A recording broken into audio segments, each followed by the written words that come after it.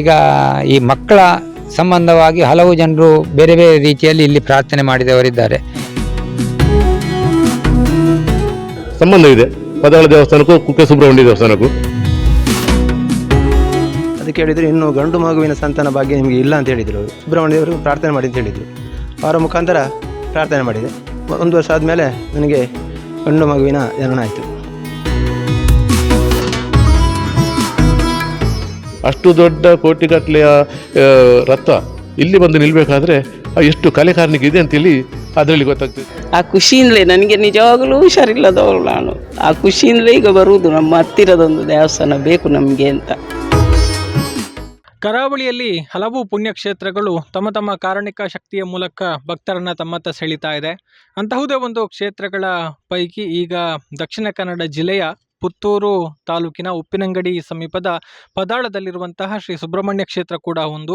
ಈ ಒಂದು ಕ್ಷೇತ್ರದ ವಿಶೇಷತೆ ಏನು ಅಂತ ಹೇಳಿದರೆ, ಇಲ್ಲಿನ ಆರಾಧ್ಯ ಮೂರ್ತಿ ಸುಬ್ರಹ್ಮಣ್ಯ ಸ್ವಾಮಿ ಇಲ್ಲಿ ಸಂತಾನ ಪ್ರದಾಯಕನಾಗಿ ಗುರುತಿಸಿಕೊಳ್ತಾ ಇದ್ದಾನೆ. ಸಂತಾನ ಇಲ್ಲದೆ ಇಲ್ಲಿ ಬಂದು ಪ್ರಾರ್ಥನೆ ಮಾಡಿದಂಥವರಿಗೆ ಆ ಒಂದು ಸಂತಾನ ಭಾಗ್ಯವನ್ನು ಒದಗಿಸುವ ಮೂಲಕ ಅನೇಕ ಭಕ್ತರ ಪಾಲಿಗೆ ಒಂದು ವರದಾನ ಆಗಿರುವಂತಹ ಒಂದು ಪುಣ್ಯಕ್ಷೇತ್ರ ಇದು. ಅವರ ಸಂತಾನ ಇಲ್ಲ ಎನ್ನುವಂತಹ ಒಂದು ಬವಣೆಯನ್ನು ನೀಗಿಸಿದಂತಹ ಪುಣ್ಯಕ್ಷೇತ್ರವೂ ಕೂಡ ಹೌದು. ಇಲ್ಲಿನ ಇನ್ನೂ ಹಲವು ವಿಶೇಷ ಅಂಶಗಳಿವೆ. 2 ನಾಗಬನವನ್ನು ಹೊಂದಿರುವಂತಹ ಕ್ಷೇತ್ರ, ಜೊತೆಗೆ ಇನ್ನೊಂದಷ್ಟು ಪವಾಡಗಳಿಗೆ ಕೂಡ ಕಾರಣ ಆಗಿರುವಂತಹ ಕ್ಷೇತ್ರ ಇದು. ಸೊ ಅದೆಲ್ಲದರ ಬಗ್ಗೆ ಒಂದಷ್ಟು ಮಾಹಿತಿಯನ್ನು ತಿಳಿಯುವಂಥ ಒಂದು ಪ್ರಯತ್ನವನ್ನು ಈ ಮೂಲಕ ಮಾಡೋಣ ಅಂತ ಹೇಳಿದೆ. ಈಗ ಕ್ಷೇತ್ರದ ವಿಶೇಷತೆಯನ್ನು ತಿಳಿಯುವತ್ತ ಮುಂದುವರಿಯೋಣ.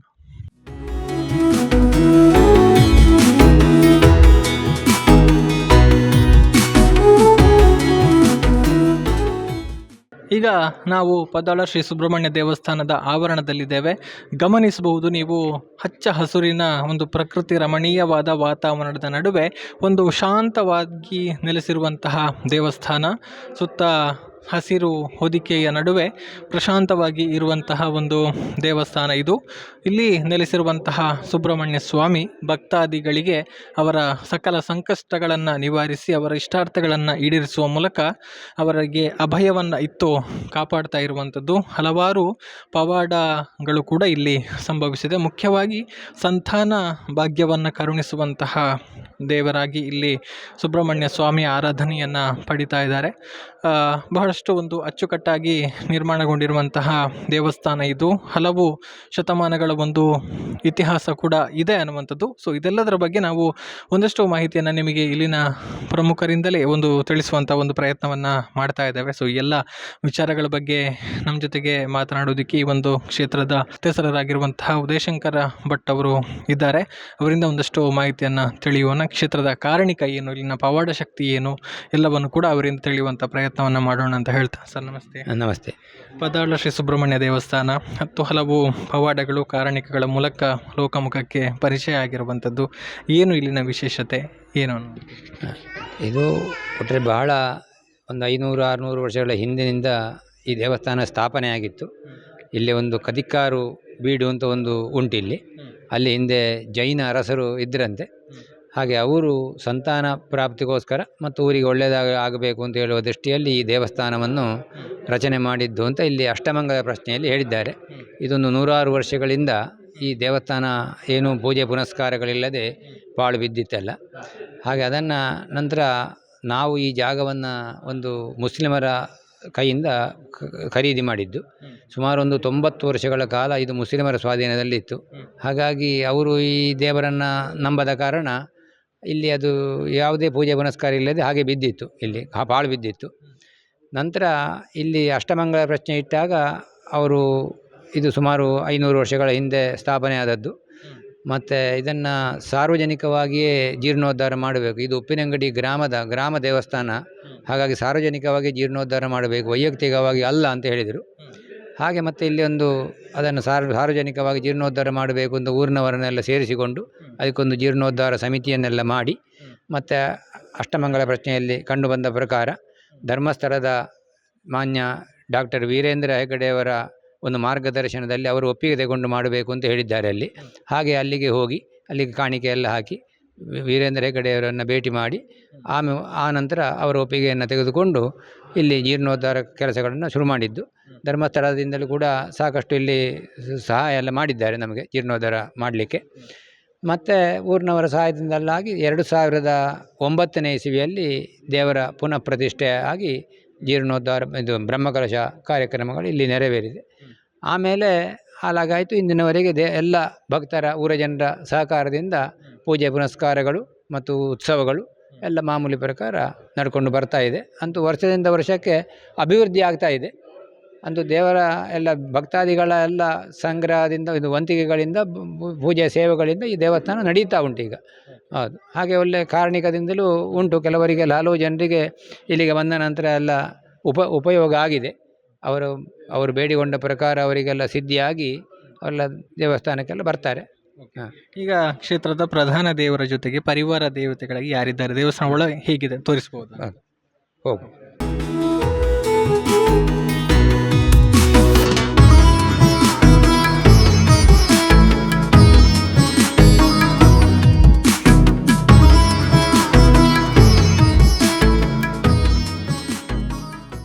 ಕ್ಷೇತ್ರದ ಒಳಾಂಗಣದಲ್ಲಿ ನಾವಿದ್ದೇವೆ. ಇಲ್ಲಿನ ದೇವರು ಜೊತೆಗೆ ಪರಿವಾರ ದೇವರ ಪರಿಚಯವನ್ನು ಮಾಡಿಕೊಡ್ತೀವಿ. ಇಲ್ಲಿ ಪ್ರಧಾನ ದೇವರು ಸುಬ್ರಹ್ಮಣ್ಯನದ್ದು ಒಂದು ತಲೆ, 12 ಕೈ ಮತ್ತು ನವಿಲಿನ ಮೇಲೆ ಕೂತುಕೊಂಡಿರುವ ಮಯೂರ ವಾಹನ ಸುಬ್ರಹ್ಮಣ್ಯ ದೇವರು ಇಲ್ಲಿ ಇರುವುದು. ಮೊದಲಾಗಾಯಿತು ಹಾಗೆ ಇತ್ತು. ಮೊದಲಿನ ಮೂರ್ತಿಯೆಲ್ಲ ಭಿನ್ನ ಬಂದ ಕಾರಣ ಈಗ ಹೊಸದಾಗಿ ಜೀರ್ಣೋದ್ಧಾರ ಆಗಿ ಹೊಸ ಮೂರ್ತಿಯನ್ನು ನಾವು ಪ್ರತಿಷ್ಠಾಪನೆ ಮಾಡಿದ್ದೇವೆ. ಮತ್ತು ಬೇರೆ ಇಲ್ಲಿಗೆ ಬಂದವರೊಬ್ಬರು ಹೇಳಿದರು, ಕಾಸರಗೋಡಿನ ಸಮೀಪ ಇದೇ ರೀತಿಯ ಒಂದು ಮೂರ್ತಿ ಉಂಟಂತೆ. ಈ ಒಂದು ತಲೆ 12 ಕೈ ನವಿಲ ಮೇಲೆ ಕೂತ್ಕೊಂಡಿರುವ ಸುಬ್ರಹ್ಮಣ್ಯ ಮೂರ್ತಿ ಉಂಟಂತೆ. ಬೇರೆ ಎಲ್ಲಿಯೂ ಇರುವುದನ್ನು ನಾವು ಕೇಳಲಿಲ್ಲ. ಅದು ಉಂಟಂತೆ ಅಷ್ಟೇ. ಅದು ವಿಶೇಷತೆ ಅಂತ ಒಂದು ಹೇಳ್ಬೋದು. ಮತ್ತು ಇದಾದ ನಂತರ ಮತ್ತೆ ಇಲ್ಲಿ ಗಣಪತಿಯ ಗುಡಿ ಒಂದು ಉಂಟು. ಅದು ದೇವಸ್ಥಾನದ ನೈಋತ್ಯ ದಿಕ್ಕಿನಲ್ಲಿ ಮಾಮೂಲಿ ಪ್ರಕಾರ ಇರುವ ಹಾಗೆ ಇಲ್ಲಿ ಉಂಟು. ಇಲ್ಲಿ ಬನ್ನಿ, ಅಲ್ಲಿಗೆ ಹೋಗುವ. ಓಕೆ, ಅಂದರೆ ಈ ದೇವಾಲಯವನ್ನು ಯಾವ ಶೈಲಿಯಲ್ಲಿ ಮಾಡಲಾಗಿದೆ, ಹೇಗೆ? ಅದು ಶೈಲಿಯ ಬಗ್ಗೆ ನನಗೆ ಅಷ್ಟು ಅದರ ಬಗ್ಗೆ ತಿಳುವಳಿಕೆ ಇಲ್ಲ.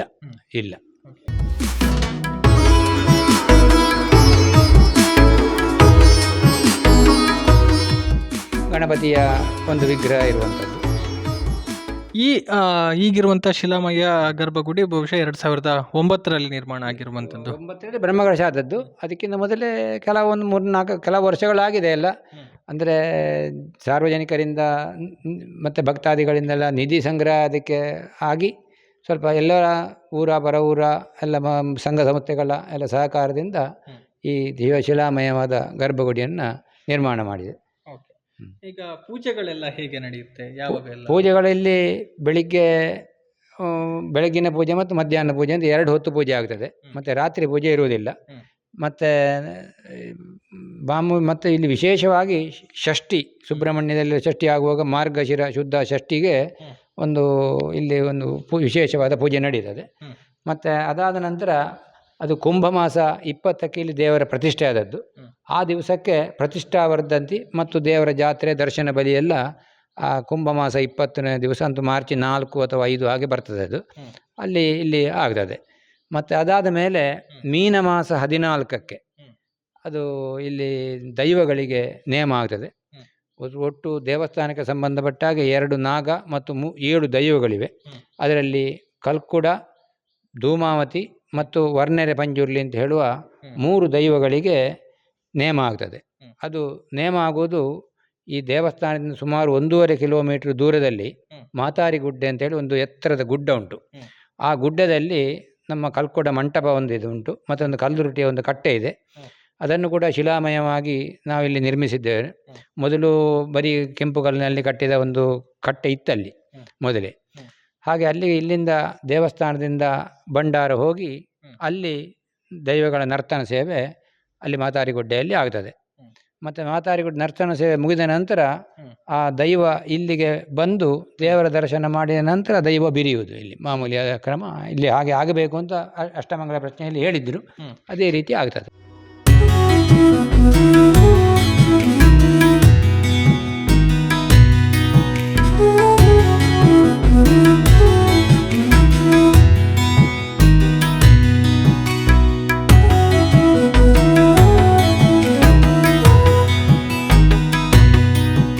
ಇದರ ಜೊತೆಗೆ ನಡೆಯುವಂಥ ವಿಶೇಷ ಸೇವೆಗಳು ಕ್ಷೇತ್ರದಲ್ಲಿ ಯಾವುದನ್ನೆಲ್ಲ ಭಕ್ತರು ಸಮರ್ಪಣೆ ಮಾಡ್ತಾರೆ? ಸೇವೆಗಳು ಮಾಮೂಲಿ ಪ್ರಕಾರ ನಿತ್ಯ ಪೂಜೆ ಮತ್ತು ಪಂಚಾಮೃತಾಭಿಷೇಕ, ಪುರುಷ ಸೂಕ್ತಾಭಿಷೇಕಗಳು ಮತ್ತು ರುದ್ರಾಭಿಷೇಕ, ಎಲ್ಲ ಎಲ್ಲ ಮತ್ತು ಹಾಲು ಪಾಯಸ ನೈವೇದ್ಯ ಮಾಡುವುದು ಅಂತೆಲ್ಲ ಕೆಲವು ಸೇವೆಗಳುಂಟು. ಮತ್ತು ದೇವಸ್ಥಾನದ ನಾಗನಿಗೆ ತಂಬಿಲೆಗಳು, ಅಶ್ವತ್ಥ ಪೂಜೆ ಅಂತೆಲ್ಲ ಆಗ್ತದೆ. ನಾಗತಂಬಿಲೆಗಳು ಬಹಳ ಜನರು ಭಕ್ತರು ಬಂದು ಇಲ್ಲಿ ಮಾಡಿಸ್ತಾರೆ ವಿಶೇಷವಾಗಿ. ಈಗ ಇಲ್ಲಿನ ಆರಾಧ್ಯ ಮೂರ್ತಿ ಸುಬ್ರಹ್ಮಣ್ಯ ಸ್ವಾಮಿ ಸಂತಾನ ಪ್ರದಾಯಕ ಅನ್ನುವಂಥ ಒಂದು ಪ್ರತೀತಿ.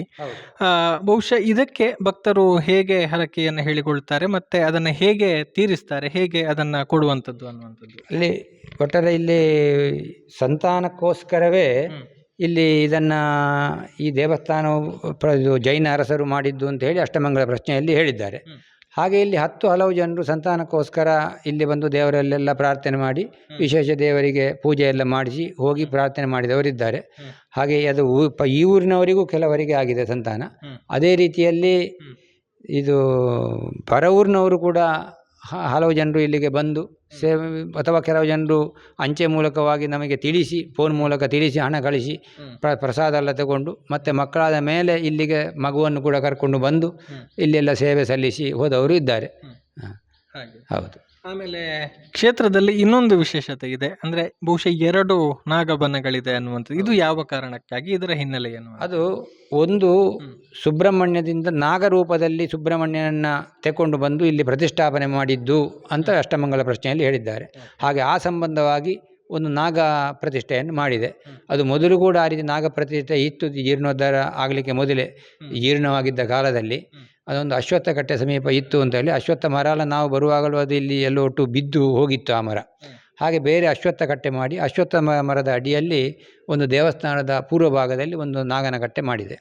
ಆಮೇಲೆ ಈ ಜಾಗದಲ್ಲಿ ನಮ್ಮ ಊರಿನೆಲ್ಲ ಮಾಮೂಲಿ ಜಾಗದಲ್ಲಿ ನಾಗ ದೈವಗಳೆಲ್ಲ ಇರುವ ಹಾಗೆ ಈ ಜಾಗದ ನಾಗ ಅಂತ ಒಂದು ಪ್ರತ್ಯೇಕ ಒಂದು ಇತ್ತು ಅಂತ ಹೇಳಿದ್ದಾರೆ. ಅದೇ ರೀತಿಯಲ್ಲಿ ಅದನ್ನು ದೇವಸ್ಥಾನದ ಹಿಂಭಾಗದಲ್ಲಿ ಅದೊಂದು ನಾಗನಕಟ್ಟೆ ಮಾಡಿದೆ. ಹಾಗೆ 2 ನಾಗನಕಟ್ಟೆಗಳು ಆಗಿ ಅದನ್ನು ಆರಾಧನೆ ಆಗ್ತಾ ಉಂಟು, ನಾಗಾರಾಧನೆ.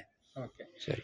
ಈಗ ಒಂದು ಬಾರಿ ಬ್ರಹ್ಮಕಲಶ ಆಗಿ ಸರಿಸುಮಾರು 12-13 ವರ್ಷಗಳಾಗ್ತಾ ಬಂತು. ಈಗ ಮುಂದಿನ ಚಿಂತನೆಗಳೇನು, ಮುಂದಿನ ಯೋಚನೆಗಳೇನು ಕ್ಷೇತ್ರಕ್ಕೆ ಸಂಬಂಧಪಟ್ಟ ಹಾಗೆ? ಅದೇ ಈಗ ಬ್ರಹ್ಮಕಲಶ ಆಗಿ 13 ವರ್ಷಗಳು ಕಳೆದು ಪ್ರತಿ 12 ವರ್ಷಕ್ಕೊಮ್ಮೆ ಸ್ವಲ್ಪ ಕಲಾಭಿವೃದ್ಧಿಗೆ ಬೇಕಾಗಿ ಇಲ್ಲಿ ಬ್ರಹ್ಮಕಲಶ ಮಾಡಬೇಕು ಅಂತ ಒಂದು ನಿಯಮ ಉಂಟು. ಅದು ಎಲ್ಲ ಕಡೆ ಆ ರೀತಿ ಎಲ್ಲರಿಗೂ ಮಾಡಲಿಕ್ಕೆ ಪೂರೈಸುವುದಿಲ್ಲ. ಅಂದರೆ ಲಕ್ಷಾಂತರ ರೂಪಾಯಿ ಖರ್ಚು ಬರ್ತದೆ. ಬ್ರಹ್ಮಕಲಶ ಆಗಬೇಕು ಅಂತ ಹೇಳುವ ಮನಸ್ಸಿದೆ, ಆದರೆ ಅದರ ಬಗ್ಗೆ ಇನ್ನೆಲ್ಲ ಸಾರ್ವಜನಿಕವಾಗಿ ನಾವು ಅದನ್ನು ಚಿಂತನೆಯನ್ನು ಇಷ್ಟವರೆಗೆ ಪ್ರಕಟ ಮಾಡಲಿಲ್ಲ. ಒಂದು ಆಗಬೇಕು ಅಂತ ಹೇಳುವ ಅಭಿಪ್ರಾಯ ಉಂಟು. ಇನ್ನೆಲ್ಲ ಅದಕ್ಕೆಲ್ಲ ಅಟ್ಟಣೆಗಳು ಆಗಬೇಕಷ್ಟೇ. ಓಕೆ. ಇನ್ನು ಭಕ್ತಾದಿಗಳು ಆ ಒಂದು ಕೈಂಕರ್ಯದಲ್ಲಿ ನಾವು ತೊಡಗಿಸಿಕೊಳ್ಳಬೇಕು ಅಥವಾ ನಮ್ಮದು ಕೂಡ ಒಂದು ಸೇವೆ ಇರಲಿ ಅನ್ನುವಂಥದ್ದು ಇದ್ದರೆ ಹೇಗೆ ತಮ್ಮ ಜೊತೆಗೆ ಕೈ ಜೋಡಿಸಬಹುದು ಭಕ್ತಾದಿಗಳು? ಭಕ್ತಾದಿಗಳು ಇಲ್ಲಿ ಬಂದೆಲ್ಲ ಹೇಳಿದರೆ ನಾವು ಅದಕ್ಕೆ ಬೇಕಾಗಿ ಅವರ ಸ್ಪಂದನೆಗಳಿಗೆ ಅನುಕೂಲವಾಗಿ ಬೇರೆಯವರನ್ನೆಲ್ಲ ಒಟ್ಟು ಸೇರಿಸಿ ಸಭೆಯೆಲ್ಲ ನಡೆಸಿ ಹೇಗೆ ಮುಂದರಿಬಹುದು ಅಂತ ಹೇಳುವುದನ್ನೆಲ್ಲ ಮಾಡಿ ಒಟ್ಟು ಸಾಮೂಹಿಕವಾಗಿ ನಿರ್ಣಯ ಕೈಗೊಂಡು ಅದನ್ನು ಮಾಡಬೇಕಷ್ಟೆ. ಹಾಗೆ ಇಲ್ಲಿ ದೇವಾಲಯದ ನೈಋತ್ಯ ಭಾಗದಲ್ಲಿ ಅದು ಇಲ್ಲಿ ಒಂದು ನಾಗನಕಟ್ಟೆ ಉಂಟು. ಮತ್ತು ನಾಗನಕಟ್ಟೆಯಿಂದ ಎಡಕ್ಕೆ ಅಲ್ಲಿ ಶಾಸ್ತಾವು ದೇವರ ಕಟ್ಟೆ ಇದೆ. ಅದಕ್ಕೆ ನಾಗನಕಟ್ಟೆಗೆ ನಿತ್ಯ ಪೂಜೆ ಅಂತ ಇಲ್ಲ, ವಿಶೇಷವಾಗಿ ಯಾರಾದರೂ ಇದಿದ್ದರೆ ಮಾತ್ರ ಪೂಜೆ ಹೇಳಿದರೆ ಮಾತ್ರ ಪೂಜೆ ಮಾಡುವುದು. ಮತ್ತು ಶಾಸ್ತಾವಿಗೆ ಪ್ರತಿ ಶನಿವಾರ ದಿವಸ ವಾರಕ್ಕೊಂದು ದಿವಸ ಅನ್ನ ನೈವೇದ್ಯ ಮಾಡಿ ಪೂಜೆ ಮಾಡಲಿಕ್ಕೆ ಉಂಟು. ಬಹುಶಃ ಪಂಚಮಿಯ ದಿವಸ ಇಲ್ಲಿ ಅಲ್ಲ, ಪ್ರತಿ ಪಂಚಮಿಗೆ ಅಂತ ಇಲ್ಲ, ಆಗಾಗ ನಮ್ಮ ವಿಶೇಷ ಉತ್ಸವ ಇದ್ದಾಗ ಇಲ್ಲಿ ಪೂಜೆ ಮಾಡ್ತದೆ ದೇವಸ್ಥಾನದ ವತಿಯಿಂದ. ಮತ್ತು ನಿತ್ಯಕ್ಕೆ ಜನರು ಬಂದಾಗ ಕೆಲವರಿಗೆ ಬೊಂಡಾಭಿಷೇಕ ಮತ್ತು ಇದು ಪಂಚಾಮೃತಾಭಿಷೇಕ ಪೂಜೆ ಎಲ್ಲ ತಂಬಿಲೆಗಳು ಎಲ್ಲ ಆಗ್ತದೆ ಆಗಾಗ. ಇನ್ನು ಸುಬ್ರಹ್ಮಣ್ಯ ಸ್ವಾಮಿಗೆ ಸಂಬಂಧಪಟ್ಟ ಹಾಗೆ ಇನ್ನೊಂದಷ್ಟು ಕಾರಣಿಕ ಶಕ್ತಿಗಳಿದೆ, ಪವಾಡಗಳು ನಡೆದಿವೆ ಅನ್ನುವಂಥದ್ದು, ಅದರ ಬಗ್ಗೆ ಹೇಳುವಂಥದ್ದಿದ್ರೆ? ಇಲ್ಲಿ ಇದೇ ಈ ನಾಗನಕಟ್ಟೆಯಲ್ಲಿ ಬ್ರಹ್ಮಕಲಶ ಸಮಯದಲ್ಲಿ ನಾಗನ ಪ್ರತಿಷ್ಠೆ ಆದ ಕೂಡಲೇ ಇಲ್ಲಿ ಸರ್ಪ ಬಂದಿದೆ. ತಂತ್ರಿಗಳು ಇನ್ನೂ ಅದರಲ್ಲಿ ಕಟ್ಟೆಯಲ್ಲಿ ಕೂತುಕೊಂಡೇ ಇದ್ದರು ಆಗಲೇ ಇಲ್ಲಿ ಸರ್ಪ ಇಲ್ಲಿ ದರ್ಶನ ಆಗಿದೆ ನಮಗೆ. ಮತ್ತು ಬೇರೆ ವಿಶೇಷ ಪವಾಡ ಅಂತ ಹೇಳಿದರೆ ಇಲ್ಲಿ ಒಂದು ಕುಕ್ಕೆ ಸುಬ್ರಹ್ಮಣ್ಯಕ್ಕೆ ಇಲ್ಲಿ ಒಂದು ಹೊಸ ಬ್ರಹ್ಮರಥ ಬಂದಿತ್ತು. ಆ ಹೊಸ ಬ್ರಹ್ಮರಥ ಬಂದು ಅದು ನಮ್ಮ ದೇವಸ್ಥಾನವನ್ನು ದಾಟಿ ಹೋದಾಗ ಅಲ್ಲಿ ಲಾರಿ ಅವರದ್ದು ಅರ್ಧದಲ್ಲಿ ನಿಂತದ್ದು ಮತ್ತೆ ಮುಂದೆ ಹೋಗಲೇ ಇಲ್ಲ. ಮತ್ತು ಅವರು ಅದರ ಒಟ್ಟಿಗೆ ಇದ್ದವರು ಇಲ್ಲೆಲ್ಲ ವಿಚಾರಣೆ ಮಾಡಿ ದೇವಸ್ಥಾನಕ್ಕೆ ಆಗ ರಾತ್ರಿ ಆಗಿತ್ತು. ಮತ್ತು ರಾತ್ರಿ ಬಂದು ಇಲ್ಲಿ ಬಾಗಿಲೆಲ್ಲ ತೆಗೆಸಿ ಒಂದು ಪ್ರಾರ್ಥನೆ ಎಲ್ಲ ಮಾಡಿದ ನಂತರ ಅದು ಮತ್ತೆ ಪುನಃ ಲಾರಿ ಸ್ಟಾರ್ಟ್ ಆಗಿ ಮುಂದೆ ಹೋಯಿತು. ಹಾಗೊಂದು ಆಗಿದೆ ಇಲ್ಲಿ. ಮತ್ತು ಇಲ್ಲಿ ಒಂದು ಈಗ ಇತ್ತೀಚೆಗೆ ನಮ್ಮ ಉತ್ಸವದ ಸಮಯದಲ್ಲಿ ಒಂದು ನಾಟಕ ಪ್ರದರ್ಶನ ಅಂತ ತೀರ್ಮಾನ ಆಗಿತ್ತು ಒಂದು ತಂಡದಿಂದ. ಅವರು ಮೊದಲೇದು ಎಲ್ಲ ಮುಂಗಡ ಹಣ ಎಲ್ಲ ತಗೊಂಡು ಕೊನೆ ಗಳಿಗೆಯಲ್ಲಿ ನಾವು ಬರುವುದಿಲ್ಲ, ನಮಗೆ ಬೇರೆ ಕಡೆಯಲ್ಲಿ ಒಂದು ಕಾರ್ಯಕ್ರಮ ಉಂಟು, ಅಲ್ಲಿಗೆ ನಾವು ಹೋಗ್ತೇವೆ, ನಿಮ್ಮಲ್ಲಿಗೆ ಬರಲಿಕ್ಕೆ ಆಗುವುದಿಲ್ಲ ಅಂತ ಹೇಳಿದರು. ಹಾಗೆ ನಾವು ಮತ್ತೆ ಅನಿವಾರ್ಯವಾಗಿ ಬೇರೊಂದು ತಂಡದಿಂದ ನಾಟಕ ಏರ್ಪಾಡು ಮಾಡಿಸಿದೆವು. ಆದರೆ ಕೊನೆ ಗಳಿಗೆಯಲ್ಲಿ ಅವರದ್ದು ಅಲ್ಲಿಯೂ ತಪ್ಪಿತು. ಅದು ಇಲ್ಲಿ ಬಂದು ಅವರು ಹೇಳಿದ ನಂತರ ಇಲ್ಲಿ ಒಪ್ಪಿಕೊಂಡು ಅದನ್ನು ತಪ್ಪಿಸಿದ್ದನ್ನು ಬಹುಶಃ ಅದು ಸುಬ್ರಹ್ಮಣ್ಯನಿಗೆ ಸರಿ ಕಾಣಲಿಲ್ವೇನೋ. ಆ ತಂಡದ ಅಲ್ಲಿಯೂ ಕೂಡ ಅದು ತಪ್ಪಿ ಹೋಗಿ ಮತ್ತೆ ಪುನಃ ನಮ್ಮನ್ನು ಒಂದು 2 ದಿವಸ ಮುಂಚೆ ಸಂಪರ್ಕ ಮಾಡಿದರು. ನಿಮಗೆ ಬೇರೆ ಯಾರು ತಂಡದವರು ನಿಘಂಟು ಆಗಲಿಲ್ಲ ಅಂತ ಆದರೆ ನಾವೇ ಪುನಃ ಬಂದು ನಾಟಕ ಆಡ್ತೇವೆ ಅಂತ ಹೇಳಿದರು. ನಮ್ಮದು ಇಲ್ಲಿ ಆಗಲೇ ನಿರ್ಣಯ ಆಗಿ ಹೋಗಿತ್ತು, ಹಾಗಾಗಿ ನಾವು ಆಗೋದಿಲ್ಲ ಅಂತ ಹೇಳಿದೆವು ಅವರ ಹತ್ರ. ಅಷ್ಟೆ. ಇದು ನಮ್ಮ ದೇವಸ್ಥಾನದ ಒಂದು ಪಾಕಶಾಲೆ. ನಮಗೆ ಇಲ್ಲಿ ಷಷ್ಠಿ ಉತ್ಸವದ ದಿವಸ ಒಂದು 2,000 ಜನ ಎಲ್ಲ ಅನ್ನ ಸಂತರ್ಪಣೆ ಆಗ್ತದೆ. ಹಾಗೆ ಮತ್ತು ಜಾತ್ರೆ ಸಮಯದಲ್ಲೂ ಎಲ್ಲ ಊಟ ವ್ಯವಸ್ಥೆ ಎಲ್ಲ ಉಂಟು. ಜಾತ್ರೆ ನೇಮ ಎಲ್ಲ ಆಗುವಾಗ ಹಾಗೆಲ್ಲ ಅಡಿಗೆ ಮಾಡಲಿಕ್ಕೆ ಇದು ಪಾಕಶಾಲೆ.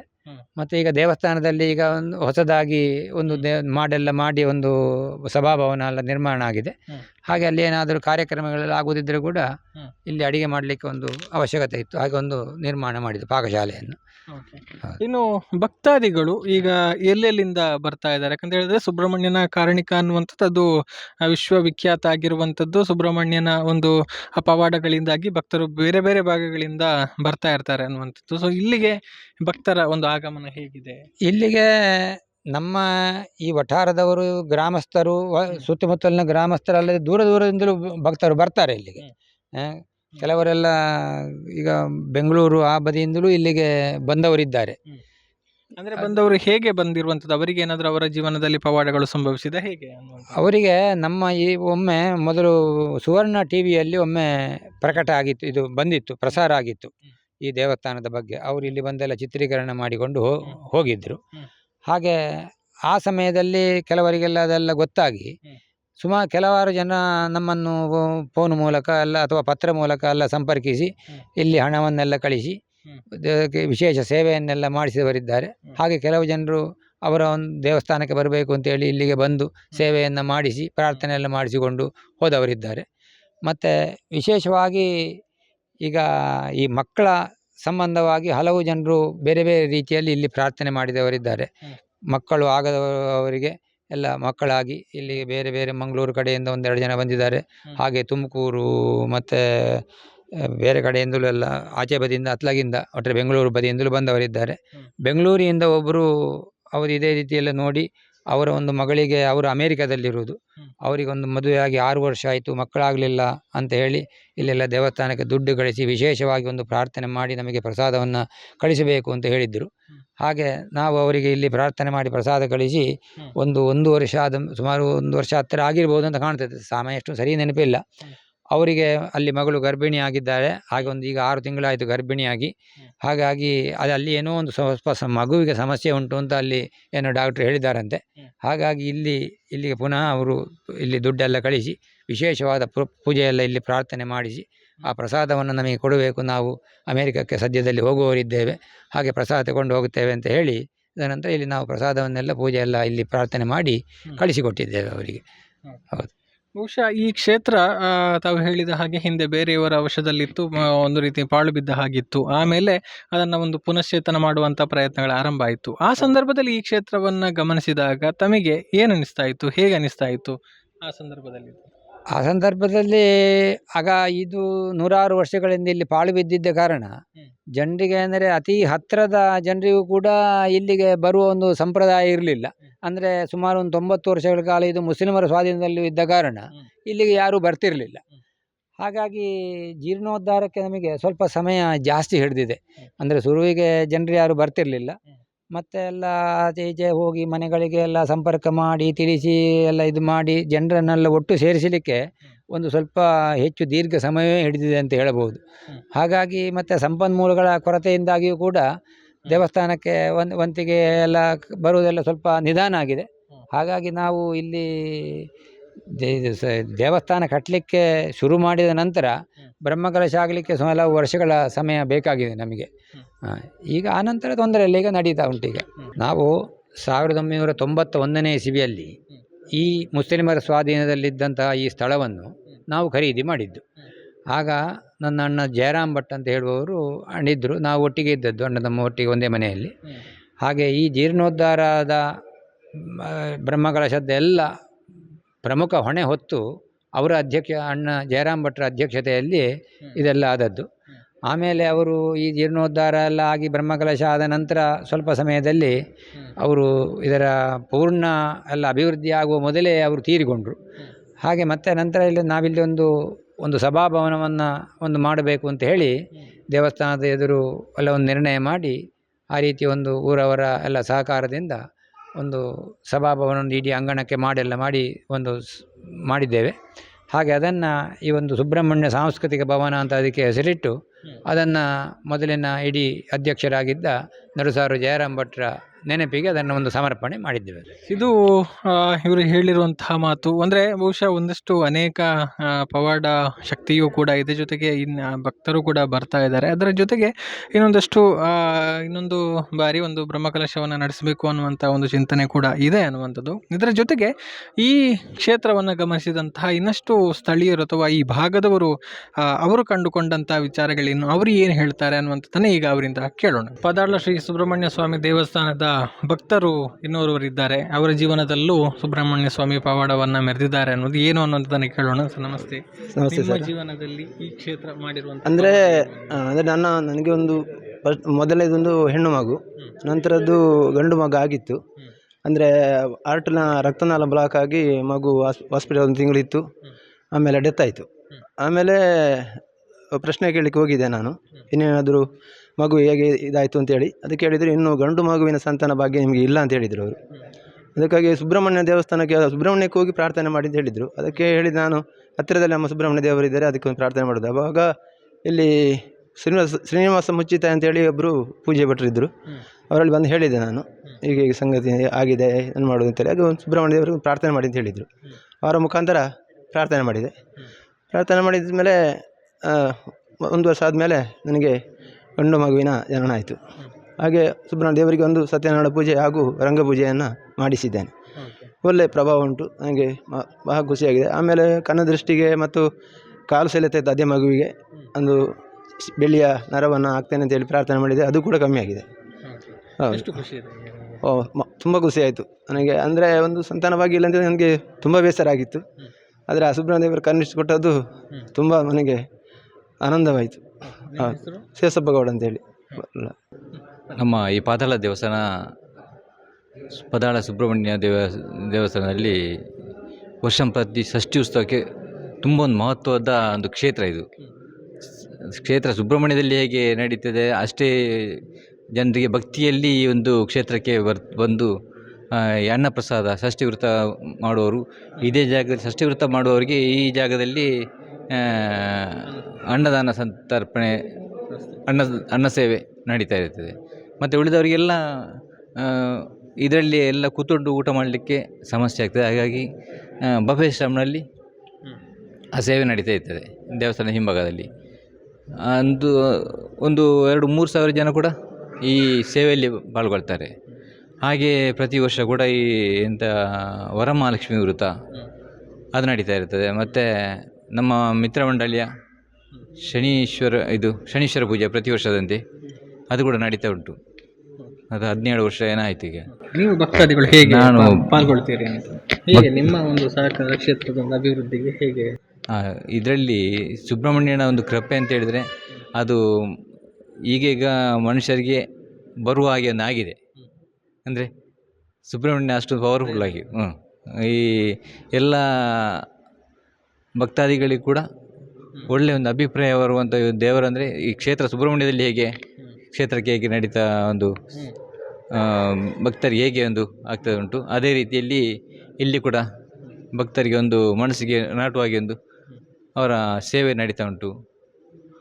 ಅಂದರೆ ಎಲ್ಲ ಸುಬ್ರಹ್ಮಣ್ಯದಲ್ಲಿ ನಡೆಯುವಂಥ ಎಲ್ಲ ಸೇವೆ ಇಲ್ಲಿ ನಡೆಯುವುದಿಲ್ಲ. ಆದರೂ ಇಲ್ಲಿಯ ಭಕ್ತಾದಿಗಳಿಗೆ ಹೇಗೆ ಒಂದು ಮನಸ್ಸಿಗೆ ನಾಟುವಾಗೆ ಪೂಜೆಯಲ್ಲಿ ಪಾಲ್ಗೊಳ್ತಾರೆ.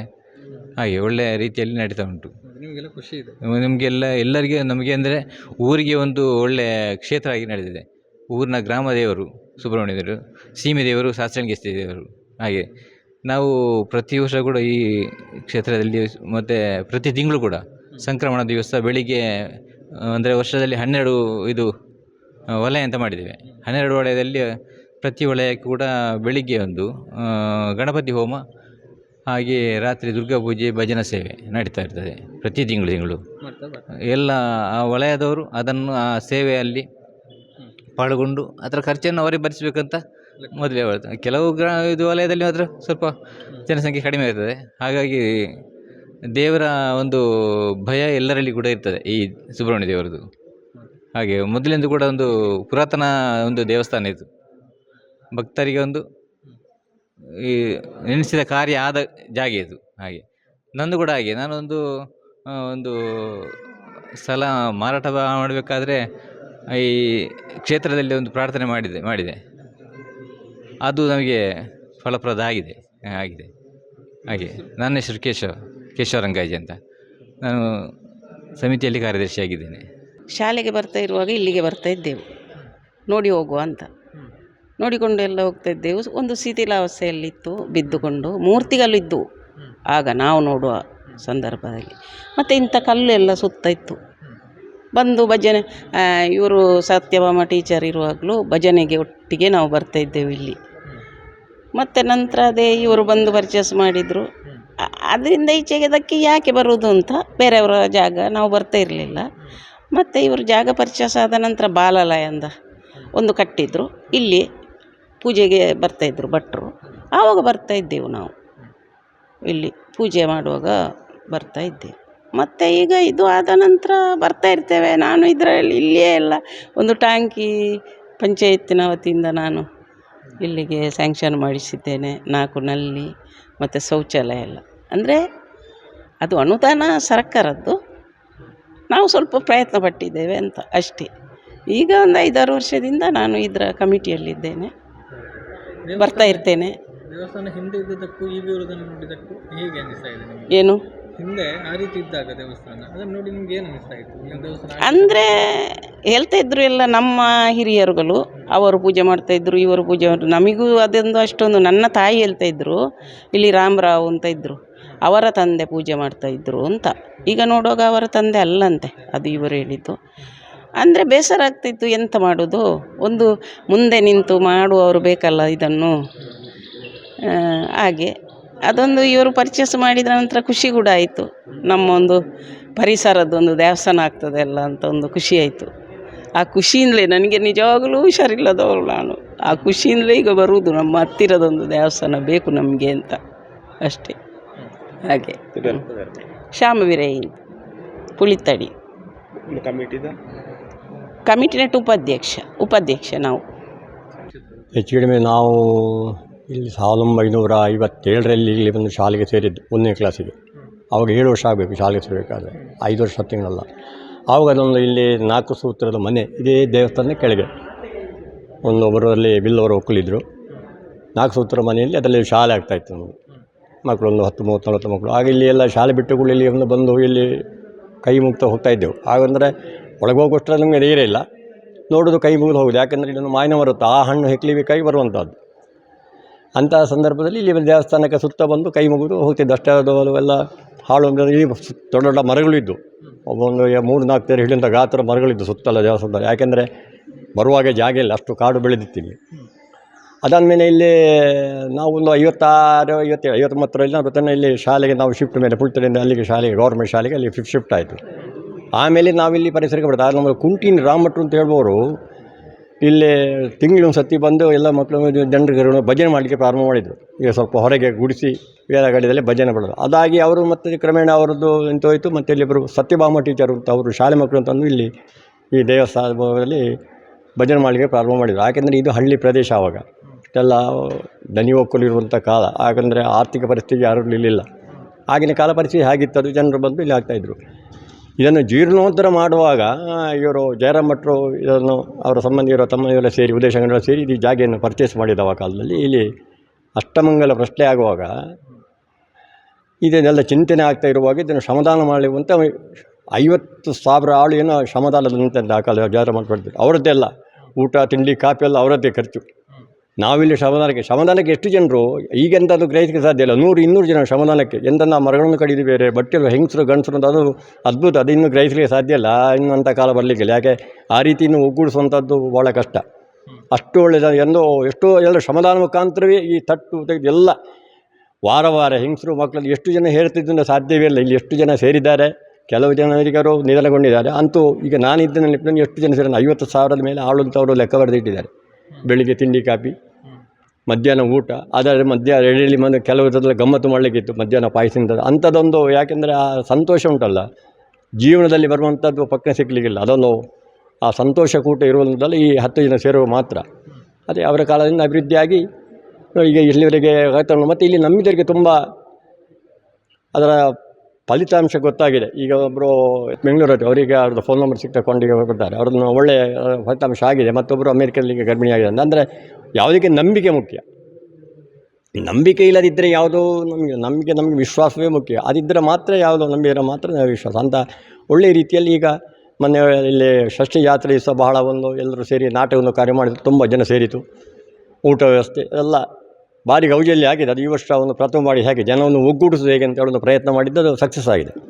ಆ ನಾಟಕವನ್ನು ಮಾಡಿದರು. ಒಳ್ಳೆಯ ಕಾರ್ಯಕ್ರಮ ಒಳ್ಳೆಯ ರೀತಿಯಲ್ಲಿ ನಡೆದಿದೆ. ಮತ್ತು ಪ್ರತಿ ವರ್ಷ ಇಲ್ಲಿ ಜಾತ್ರೆ ಆಗ್ತಾ ಇರ್ತದೆ. ಯಾವುದು ಈ ಏಪ್ರಿಲಲ್ಲೇ ಈಗ ಬರ್ತದೆ, ಜಾತ್ರೆ ಬರ್ತದೆ.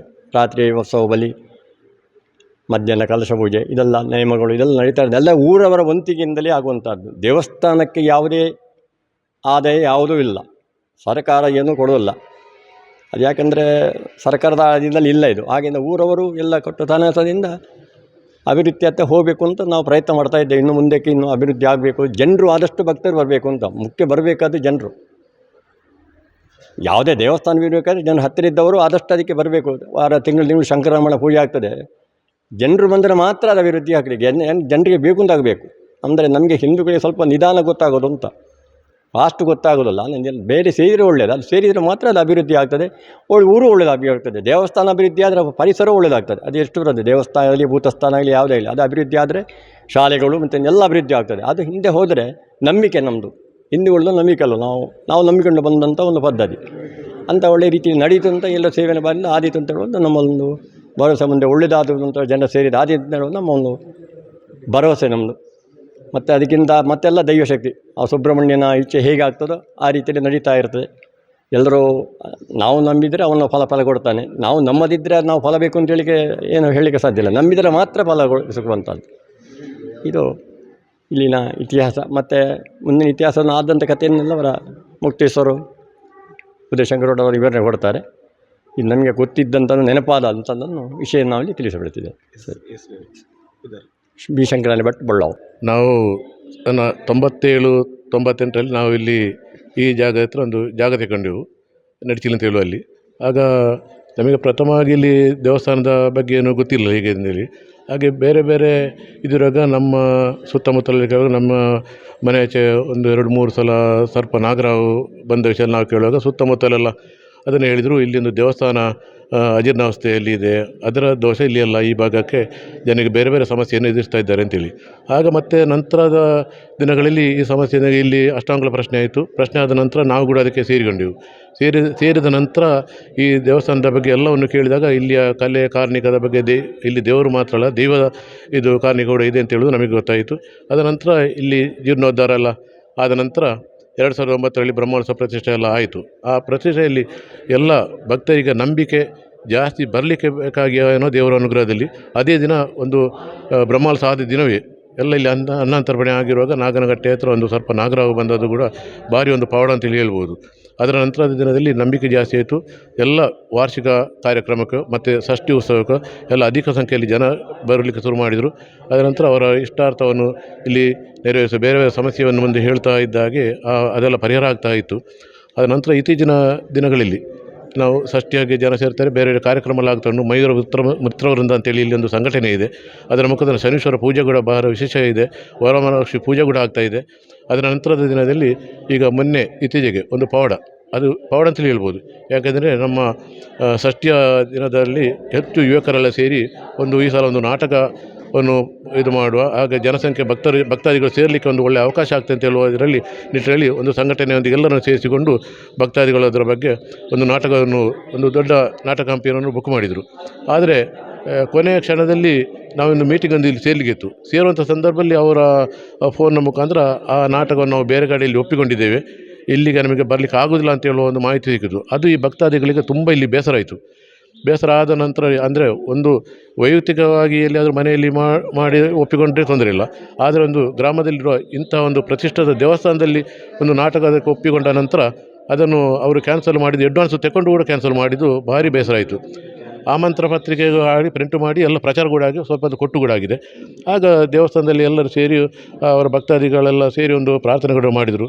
ಆ ಮಾಡಿದ ಒಂದು ವಿಶೇಷ ಪವಾಡ ಅಂತ ಹೇಳಿದರೆ, ಬೇರೆ ನಾಟಕವನ್ನು ಬುಕ್ ಮಾಡಲಿಕ್ಕೆ ಕೂಡ ಒಂದು ಅವಕಾಶ ಆಯಿತು. ಅದರ ಜೊತೆಗೆ ಇಲ್ಲಿ ನಾಟಕಕ್ಕೆ ಅಡ್ವಾನ್ಸ್ ತಗೊಂಡು ಆ ನಾಟಕವನ್ನು ಕ್ಯಾನ್ಸಲ್ ಆದದರಲ್ಲಿ ಅವರಿಗೆ ಅಲ್ಲಿ ಒಪ್ಪಿಕೊಂಡಲ್ಲಿ ಕೂಡ ನಾಟಕ ಕ್ಯಾನ್ಸಲ್ ಆಯಿತು. ನಂತರ ಅದು ನಮಗೆ ಈ ಭಕ್ತಾದಿಗಳಿಗೆ ನಂಬಿಕೆಗೆ ಒಂದು ಒಳ್ಳೆಯ ಒಂದು ಅವಕಾಶ ಆಯಿತು. ಯಾಕಂದರೆ ಭಕ್ತಾದಿಗಳು ಸುಬ್ರಹ್ಮಣ್ಯ ದೇವಸ್ಥಾನ, ಪಾತಾಳ ದೇವಸ್ಥಾನದಲ್ಲಿ ಪ್ರಾರ್ಥನೆ ಮಾಡಿದ ಒಂದೇ ದಿನದಲ್ಲಿ ಬೇರೆ ಅವರ ನಾಟಕ ಕ್ಯಾನ್ಸಲ್ ಆಯಿತು. ನಂತರ ಅವರು ಫೋನ್ ಮಾಡಿ ಕೇಳಿ ನಮ್ಮ ನಾಟಕ ಅಲ್ಲಿ ಕ್ಯಾನ್ಸಲ್ ಆಯಿತು, ನಾವು ಇಲ್ಲಿಗೆ ಬರ್ತೇವೆ ಅಂತ ಹೇಳಿ ಒಪ್ಪಿಕೊಂಡಾಗ ನಮಗೆ ಬೇರೆ ನಾಟಕವನ್ನು ಬುಕ್ ಮಾಡಿ ಆಗಿದೆ. ಅದೊಂದು ಇಲ್ಲಿ ಪವಾಡ ಅಂತ ಹೇಳ್ಬೋದು. ಅದರ ನಂತರದೊಂದು ಅದಕ್ಕೆ ಮೊದಲೊಂದು ಆದ ಪವಾಡ ಅಂತ ಹೇಳಿದರೆ, ನಮ್ಮ ಕುಕ್ಕೆ ಸುಬ್ರಹ್ಮಣ್ಯ ದೇವಸ್ಥಾನಕ್ಕೆ ಇಲ್ಲಿಂದ ಒಂದು ಬ್ರಹ್ಮರಥದ ಒಂದು ಸಮರ್ಪಣೆ ಇತ್ತು. ಅದು ನಮ್ಮ ಶಾಸ್ತ್ರಂಗ ದೇವಸ್ಥಾನದ ಹತ್ರ ಬೈಪಾಸಲ್ಲಿ ನಿಂತು ಅಲ್ಲೆಲ್ಲ ಪೂಜೆ ಎಲ್ಲ ಆಗಿ ಇದೇ ದಾರಿಯಿಂದ ಸುಬ್ರಹ್ಮಣ್ಯಕ್ಕೆ ಹೋಗೋದಿತ್ತು. ಆ ಸುಬ್ರಹ್ಮಣ್ಯಕ್ಕೆ ಹೋಗುವಾಗ ಇಲ್ಲಿ ಏನು ಅದರ ಮಾಹಿತಿ ಬಗ್ಗೆ ಇಲ್ಲದೆ ಪೂಜೆಯನ್ನು ಆಗದೆ ಹೋಗಿ ಅದನ್ನು ಸ್ವಲ್ಪ 1 ಕಿಲೋಮೀಟರ್ ದೂರದಲ್ಲಿ ಆ ರಥ ತನ್ನಷ್ಟಕ್ಕೆ ಇಂಜಿನ್ ಬಂದು ಬಿತ್ತು. ಅದರ ನಂತರ ಬೇರೆ ಬೇರೆ ಜನರನ್ನು ಕರ್ಕೊಂಡು ಬಂದು ಎಲ್ಲ ರಿಪೇರಿ ಮಾಡಿದರು, ಆದರೂ ಸ್ಟಾರ್ಟ್ ಆಗಲಿಲ್ಲ. ಕೊನೆಯ ಕ್ಷಣದಲ್ಲಿ ಎಲ್ಲರ ಮನಸ್ಸಲ್ಲಿ ಆದದ್ದು ಪಾತಾಳ ಸುಬ್ರಹ್ಮಣ್ಯ ದೇವರ ನೆನಪು. ಇಲ್ಲಿ ಒಂದು ಸಣ್ಣ ಪ್ರಾರ್ಥನೆಯಲ್ಲಿ ಆ ರಥ ಸ್ಟಾರ್ಟ್ ಕೂಡ ಆಯಿತು, ಮುಂದೆ ಚಲಿಸುವಂತಾಯಿತು. ಅದು ಕೂಡ ಒಂದು ವಿಶೇಷದ ಪವಾಡ ಅಂತ ಹೇಳ್ಬೋದು. ಅಂದರೆ ದೈವಗಳ ಭಂಡಾರ ಹೋಗುವಂಥ ಜಾಗ, ಅದು ದೈವಗಳ ಭಂಡಾರ. ಅಂದರೆ ಅಲ್ಲಿಂದ ಸ್ವಲ್ಪ ಈಚೆಗೆ ನಮ್ಮ ಕಲ್ಕುಡ ದೇವಸ್ಥಾನ ಮಾತಾರಿಗುಡ್ಡೆ ಅಂತೇಳಿ ಇಲ್ಲಿ ಇದೆ, 1 ಕಿಲೋಮೀಟರ್ ಆಚೆ. ಅಲ್ಲಿಗೆ ಭಂಡಾರ ಹೋಗೋದು ಅದೇ ದಾರಿಯಿಂದ ಆಗೋದು. ಆ ಗಡಿಯಲ್ಲಿ ಅದು ನಿಂತಿದೆ. ಅದು ಒಂದು ದೇವಸ್ಥಾನದ ಇಲ್ಲಿ ಎದುರಿಂದ ಹೋಗುವಾಗಲೂ ಅದಕ್ಕೆ ಪೂಜೆಯನ್ನು ಆರತಿಯನ್ನು ಆಗಲಿಲ್ಲ. ಎಲ್ಲರ ಭಕ್ತರಲ್ಲಿ ಆಯಿತು, ಇಲ್ಲಿಂದ ಪಾತಾಳ ದೇವಸ್ಥಾನದಿಂದ ಸೀದಾ ಹೋಗಿದೆ, ಪೂಜೆಯನ್ನು ಆಗಲಿಲ್ಲ ಅಂತೇಳಿ. ಅಂದರೆ ಅಲ್ಲಿಗೂ ಇಲ್ಲಿಗೊಂದು ಸಂಬಂಧ ಇದೆ, ಪಾತಾಳ ದೇವಸ್ಥಾನಕ್ಕೂ ಕುಕ್ಕೆ ಸುಬ್ರಹ್ಮಣ್ಯ ದೇವಸ್ಥಾನಕ್ಕೂ. ಅದು ಹೋಗುವ ಅದರ ನಂತರ ಕಲ್ಕುಡ ದೇವಸ್ಥಾನಕ್ಕೆ ಇಲ್ಲಿಂದ ದೇವಸ್ಥಾನದಿಂದ ಭಂಡಾರ ಹೋಗುವಂಥವರು ಮಾರ್ಗ ಅದೇಗಳು ಅಲ್ಲಿ ಅದೇ ಜಂಕ್ಷನಲ್ಲಿ ಅದು ನಿಂತಿದೆ. ಪ್ರಾರ್ಥನೆಯ ಜೊತೆಗೆ ಅದು ಮುಂದೆ ಚಲಿಸುವಂತಾಯಿತು. ಒಂದು ದಿನ ಇಡೀ ಅಲ್ಲೇ ಆಯಿತು, ಮರುದಿನ ಹೋದದ್ದು. ಅದೊಂದು ಪವಾಡ ಅಂತಲೇ ಹೇಳ್ಬೋದು. ಯಾವುದು ಎಲ್ಲೆಲ್ಲಿಂದ ರಿಪೇರಿಗೆ ಬಂದರು, ಏನೆಲ್ಲ ಆದರೂ ಅಂದರೆ ಸ್ಟಾರ್ಟ್ ಆಯಿತು. ನಮ್ಮ ಮನೆ ಅಲ್ಲಿ ಇರೋದು, ಅಂದರೆ ಸ್ಟಾರ್ಟ್ ಆಯಿತು.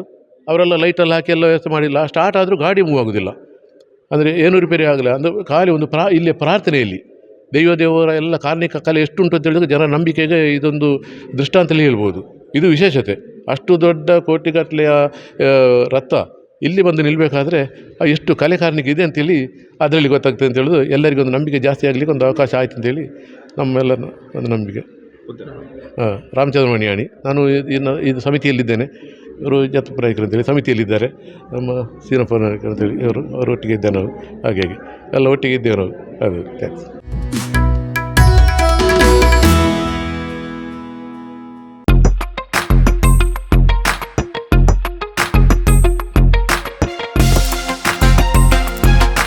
ಹತ್ತೂರ ಒಡೆಯನ ನಾಡಿಗೆ ಕಾಲಿಟ್ಟಿದೆ ಕಾಟನ್ ಕಿಂಗ್. ಬೇಸಿಗೆಯ ಬಿಸಿಗೆ ದೇಹವನ್ನ ಕೂಲ್ ಆಗಿರಿಸುವ ಕಾಟನ್ ಬಟ್ಟೆಗಳು ಇದೀಗ ನಿಮ್ಮೂರಿನಲ್ಲಿ. ದೇಶಾದ್ಯಂತ 230 ಶೋರೂಮ್ಗಳನ್ನು ಹೊಂದಿರುವ ಪುರುಷರ ರೆಡಿಮೇಡ್ ಉಡುಪುಗಳ ಸುಪ್ರಸಿದ್ಧ ಸಂಸ್ಥೆ. ಉತ್ತಮವಾದ ಆಂಟಿಸ್ಟೈನ್ ಹಾಗೂ ಬ್ರೀತ್ ಫ್ರೀ ಬಟ್ಟೆಗಳ ಅಪೂರ್ವ ಸಂಗ್ರಹ. Ground floor, GL complex, main road, Puttur. Contact 08251 470 541. ಸುದ್ದಿ ಚಾನಲ್, ಕ್ಷಣ ಕ್ಷಣದ ಸುದ್ದಿಗಾಗಿ.